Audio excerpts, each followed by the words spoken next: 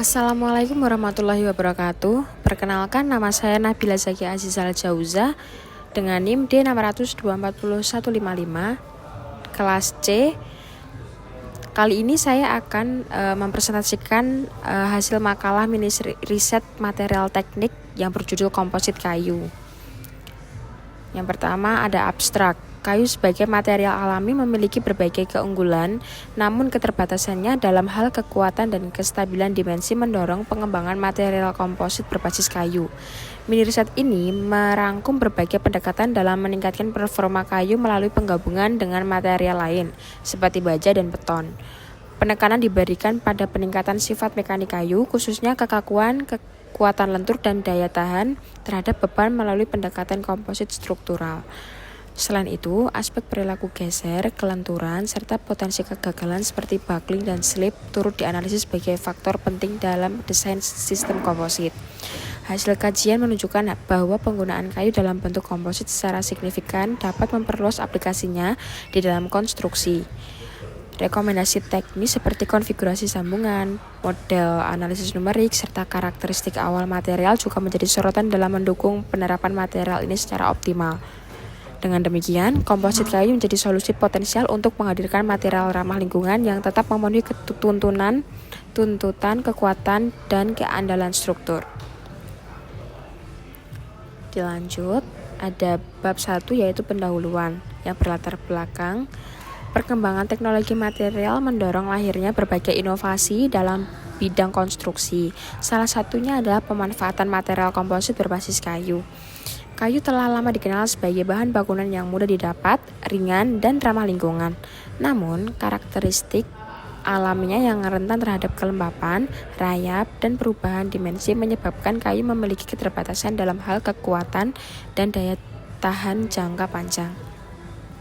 Untuk mengatasi keterbatasan tersebut, lahirlah konsep komposit kayu, yaitu penggabungan kayu dengan material lain seperti baja, beton, atau bahan sintesis guna meningkatkan performa mekanik dan strukturalnya. Berbagai penelitian menunjukkan bahwa penggunaan komposit kayu tidak hanya memperbaiki kekuatan lentur dan kekakuan, tetapi juga memperluas penggunaannya pada struktur bangunan yang memerlukan stabilitas lebih tinggi. Dalam buku yang dikaji, dijelaskan bahwa struktur mikro kayu seperti orientasi substrat dan komposisi dinding sel sangat mempengaruhi kinerja komposit. Yang kedua, ada rumusan masalah.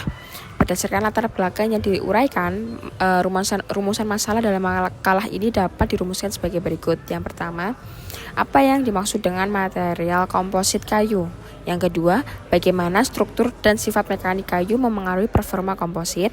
Yang ketiga, apa saja jenis penggabungan material dalam komposit kayu dan bagaimana aplikasinya? Yang keempat, apa keunggulan dan tantangan yang dihadapi dalam penggunaan komposit kayu dalam bidang teknik? Yang ketiga, ada tujuan penulisan. Yang pertama, menjelaskan konsep dasar dan definisi dari material komposit kayu. Yang kedua, mengkaji struktur mikro dan sifat mekanik kayu yang relevan terhadap pengembangan komposit. Yang ketiga, ada menganalisis bentuk-bentuk penggabungan kayu dengan material lain serta aplikasinya dalam konstruksi. Yang terakhir yang keempat ada mengidentifikasi kelebihan, keterbatasan, dan potensi pengembangan lebih lanjut dari komposit kayu. Yang keempat ada pemanfaatan penulisan. Penulisan makalah memberikan beberapa manfaat penting baik secara teoritis maupun praktis, khususnya dalam konteks pengembangan dan pemahaman terhadap material komposit berbasis kayu, antara lain yang pertama memberikan pemahaman tentang struktur dan sifat mekanik kayu dalam material komposit. Yang kedua, ada mengenalkan komposit kayu sebagai alternatif material ramah lingkungan di bidang konstruksi. Yang ketiga, ada menjadi dasar referensi untuk pengembangan desain struktur yang efisien dan kuat. Yang keempat, mendorong penelitian lanjut mengenai aplikasi dan pengujian komposit kayu. Yang kelima, menyediakan informasi praktis bagi mahasiswa dan praktisi teknik terkait penggunaan komposit kayu. Dilanjut, ada bab 2 di pembahasan. Yang pertama ada tinjauan struktur. Komposit kayu merupakan gabungan antara kayu dengan material lain seperti beton atau baja yang disusun sedemikian rupa untuk menghasilkan sistem struktur yang lebih kuat dan stabil dibanding kayu murni. Dalam struktur komposit, kayu berfungsi sebagai elemen utama yang menerima gaya tarik, sedangkan material pendukung, biasanya beton atau baja, bertugas menekan gaya tekan. Kombinasi ini menciptakan penampang komposit yang mampu bekerja sebagai satu kesatuan secara mekanis. Struktur komposit kayu beton misalnya mengandalkan sambungan mekanis yang disebut shear connector. Sambungan ini berperan penting dalam mentransfer beban geser antara dua material agar tidak terjadi slip atau pergerakan relatif. Kegiatan beton diletakkan di atas balok kayu dan diikat dengan penghubung geser, maka struktur tersebut dapat menahan beban secara lebih efisien, menahan tekanan di atas, dan kayu menahan tarikan di bawah.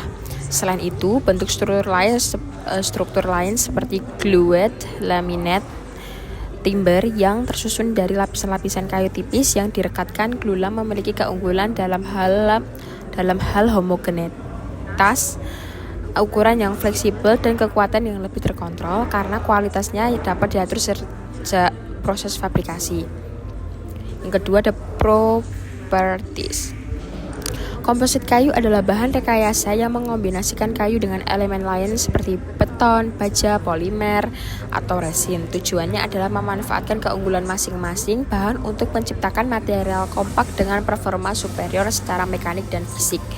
Yang pertama ada kekuatan dan kekakuan mekanik, yang kedua ada pengaruh komposisi dan ukuran partikel, yang ketiga ada stabilitas dimensi dan ketahanan lingkungan, yang keempat ada sifat berat versus kekuatan, yang kelima sifat deformasi dan dampak, yang keenam ada konsistensi dan kontrol kualitas.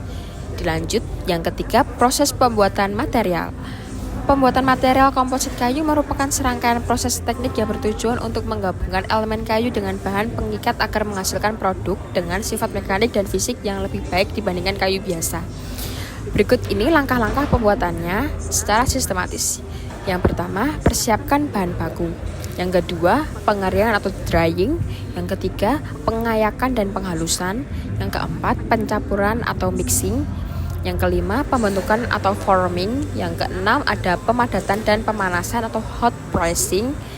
Yang ketujuh, ada pendinginan. Yang kedelapan, ada pemotongan dan finishing. Yang kesembilan, ada pengujian kualitas. Yang keempat, kinerja material. Material komposit kayu memiliki performa teknis yang sangat dipengaruhi oleh jenis kayu yang digunakan, bahan pelengkap seperti beton atau plastik, serta teknik fabrikasi dan penyambungan antar komponennya. Kinerja material komposit kayu umumnya dianalisis dari beberapa parameter utama seperti kekakuan atau modulus elastisitas, kekuatan lentur atau modulus of rupture, dan stabilitas struktural terhadap beban. Salah satu jenis pengujian yang sering dilakukan adalah pada balok komposit kayu beton yang menunjukkan bahwa performa struktur sangat bervariasi tergantung jenis kayunya. Misalnya, balok dengan kombinasi kayu bangkirai tipe AB menunjukkan nilai modulus elastisitas atau MOE yang tinggi, yaitu mencapai hampir 960 kg per cm persegi.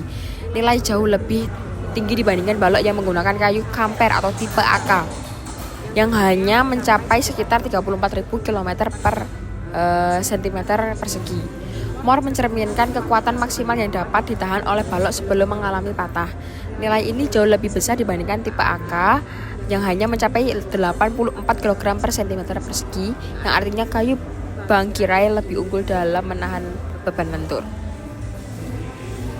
Pada produk lain seperti papan partikel komposit, performa mekanik seperti kekakuan dan kekuatan lentur juga meningkat seiring dengan peningkatan proporsi serutan kayu. Namun jika terdapat bahan tambahan seperti cangkang atau limbah biomasa lain yang memiliki kandungan minyak tinggi, maka kekuatan antara partikel dapat menurun karena mengganggu daya rekat resin. Yang kelima ada aplikasi material. Material komposit kayu memiliki beragam aplikasi di berbagai sektor industri karena keunggulannya dalam hal kekuatan, stabilitas dimensi, dan efisiensi material. Gabungan antara kayu dan bahan lain seperti beton atau polimer membuat komposit ini memiliki performa lebih baik dibandingkan kayu konvensional. Yang pertama ada konstruksi bangunan, yang kedua ada interior dan furniture, yang ketiga ada eksterior dan outdoor, yang keempat ada transportasi dan otomotif, yang kelima ada industrial, kemasan dan palet. Yang keenam, terakhir ada tantangan dan solusi material. Yang pertama ada tantangan yang dihadapi. Yang pertama, keterbatasan ketahanan lingkungan, variasi kualitas bahan baku, daya rekat yang tidak stabil, biaya produksi tambahan, dan ketergantungan pada teknologi posisi. Dilanjut ada solusi dan upaya perbaikan. Yang pertama ada modifikasi kimia serat kayu. Yang kedua ada penggunaan resin ramah lingkungan. Yang ketiga ada pengeringan dan standarisasi bahan baku. Yang keempat ada aditif pelindung tambahan. Yang kelima ada peningkatan desain sambungan.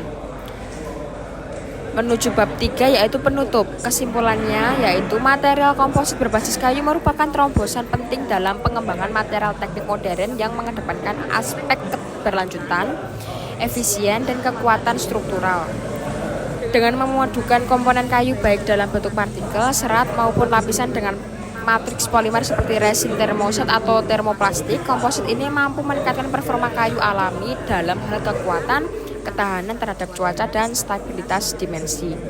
Struktur internal komposit sangat dipengaruhi oleh jenis penguat kayu, komposisi resin, serta metode produksi yang diterapkan.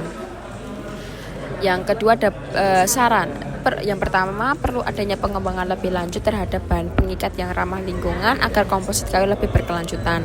Yang kedua, ada standarisasi kualitas bahan baku perlu diterapkan untuk menghasilkan komposit yang konsisten dan berkinerja tinggi. Yang ketiga, diperlukan riset lanjutan mengenai pengaruh komposit dan jenis kayu terhadap performa akhir produk. Yang keempat, sosialisasi aplikasi komposit kayu di sektor konstruksi dan industri harus ditingkatkan agar penggunaannya lebih kuat atau luas. Yang terakhir, penggunaan teknologi manufaktur yang tepat dapat meningkatkan efisiensi produk dan mutu komposit kayu.